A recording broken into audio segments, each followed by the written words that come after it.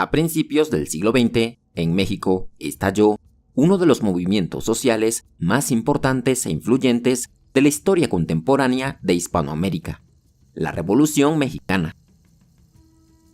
Esta revolución fue impulsada por el enorme descontento social que existía en el país en los últimos años del gobierno del presidente mexicano Porfirio Díaz. Pronto, la revolución se convirtió en un violento conflicto armado en el que se enfrentaron diferentes grupos políticos por el control del país. Así, México se sumergió en una época de guerra que se extenderá a lo largo de 10 años.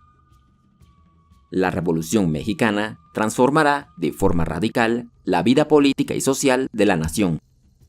Algunos de sus líderes, como Emiliano Zapata y Pancho Villa, se terminarán convirtiendo en íconos populares de la cultura mexicana.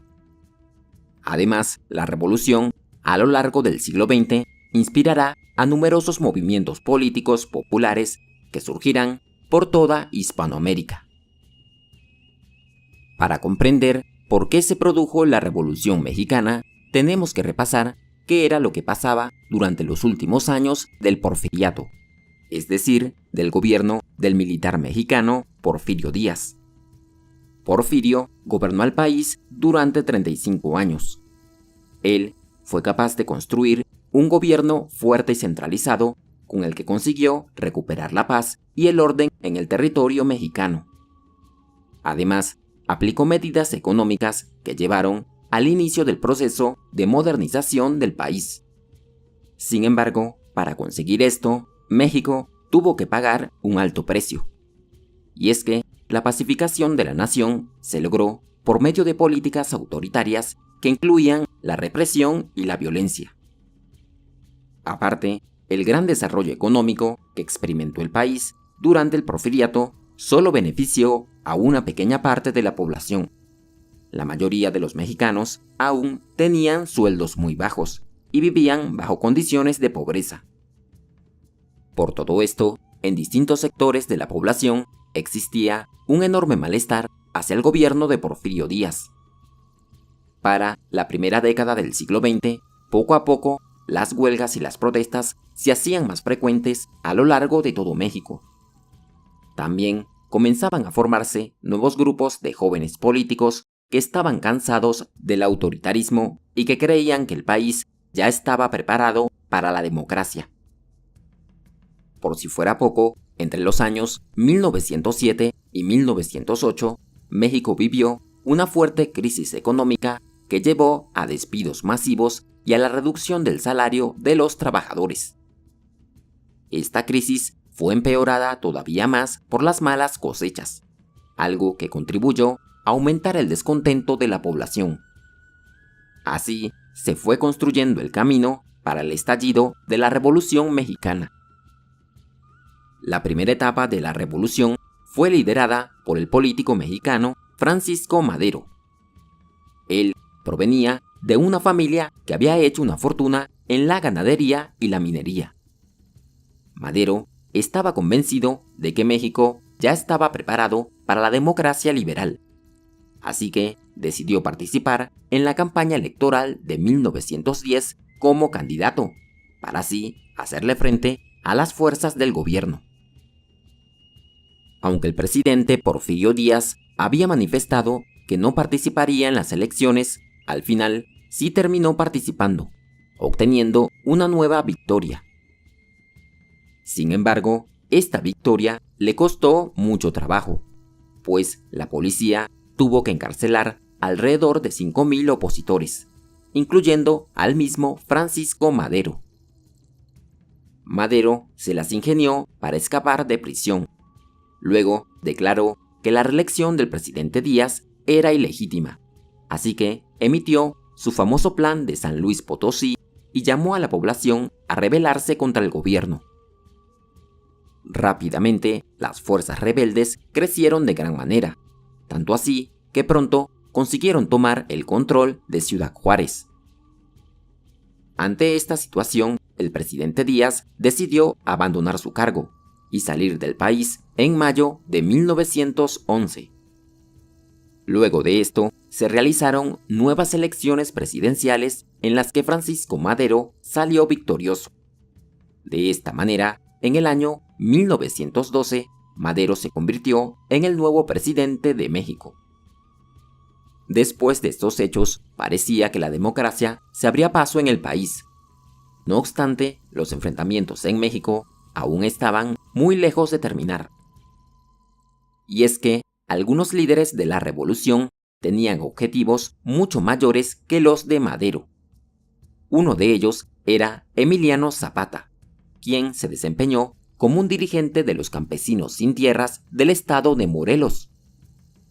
Zapata se convirtió en el líder de numerosos campesinos que habían perdido sus derechos tradicionales sobre la tierra debido a las medidas económicas que se aplicaron durante el Porfiriato.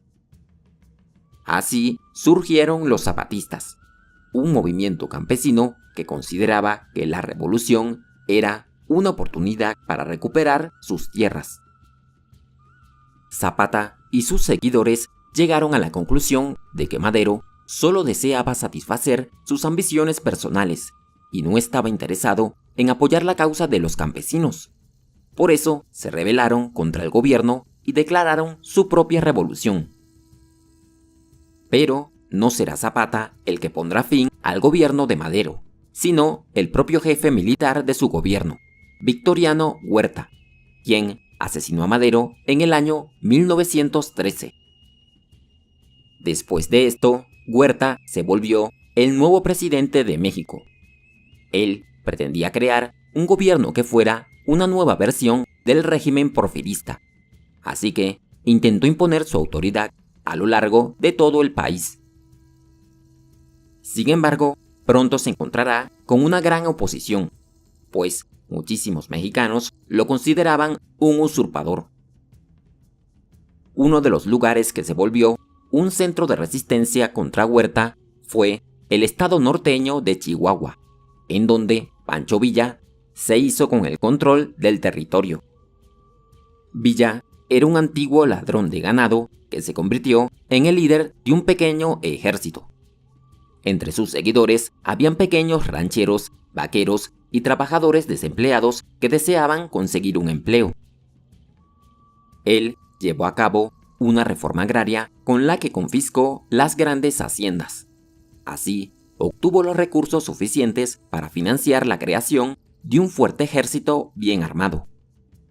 De esta manera, Villa se volvió la cabeza de un ejército que será una importante amenaza para el gobierno.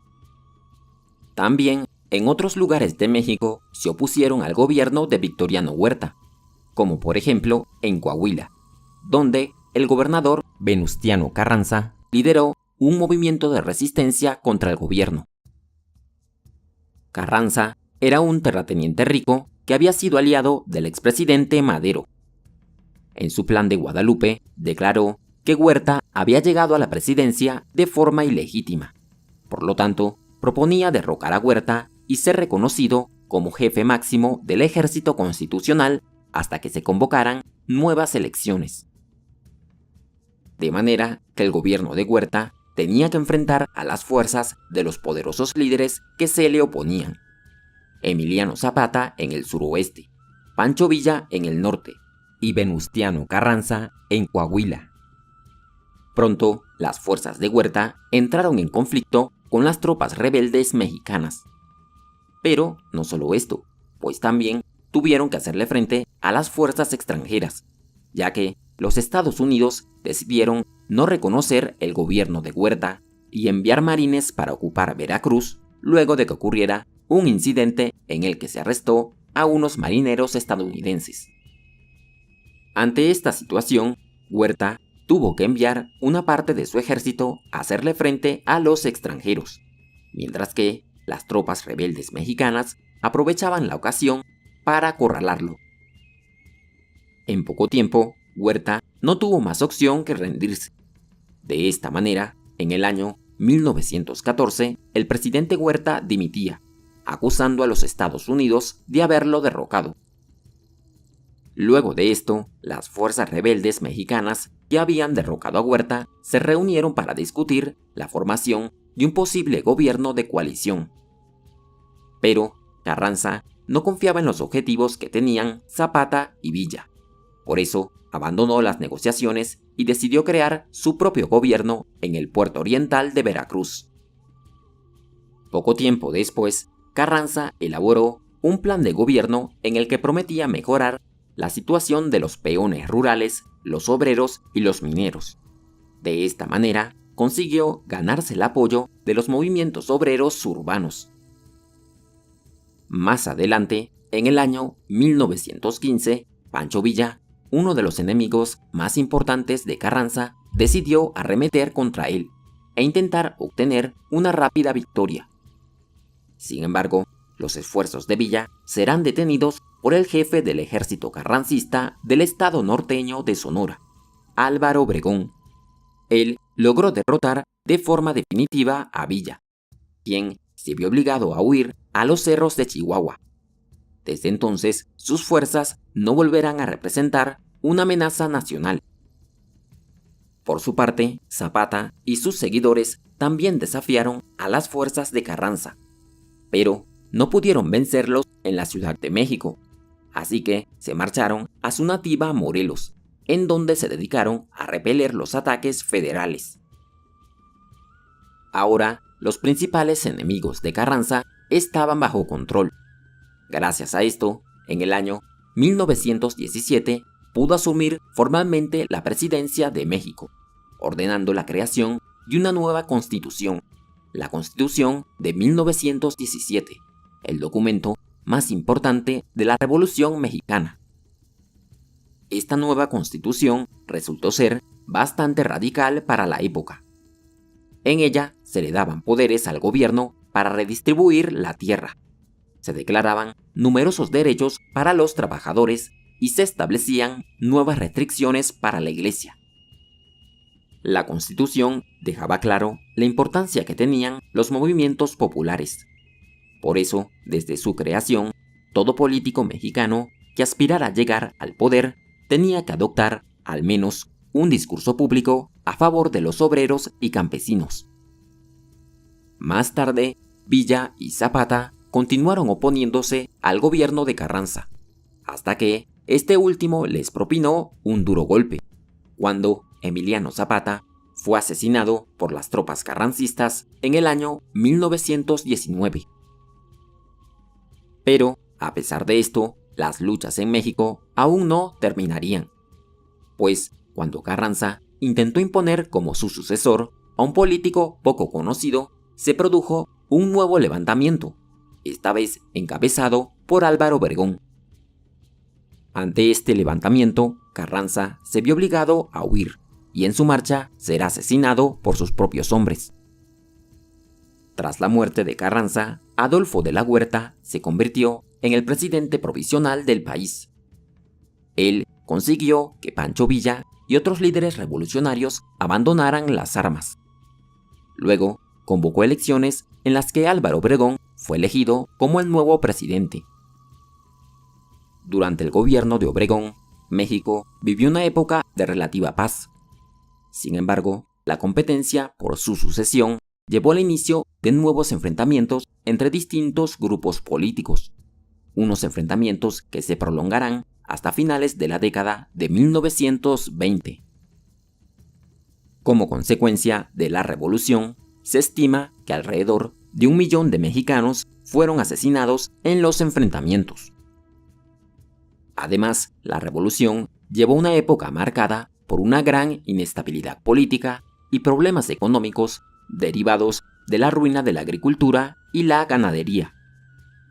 Pero también la Revolución Mexicana provocó cambios políticos y sociales muy importantes para México. Por ejemplo, puso fin al porfiriato y permitió que se dieran los primeros pasos hacia la democracia. Promovió una reforma agraria con la que muchos revolucionarios consiguieron poseer tierras. Así, muchas tierras pasaron de manos extranjeras a manos mexicanas. Y por último, hizo posible la creación de la Constitución de 1917, una constitución que con varias reformas sigue estando vigente hoy en día en México, Y hasta aquí llega nuestro recorrido por la historia de la Revolución Mexicana. ¿Y tú, qué es lo que piensas acerca de esta importante revolución? Escríbenos tu opinión abajo en los comentarios. Si te gustó el video, no olvides dejarnos un like y suscríbete al canal para que no te pierdas los próximos videos. Gracias, nos veremos en un siguiente recorrido por este cuaderno de historia.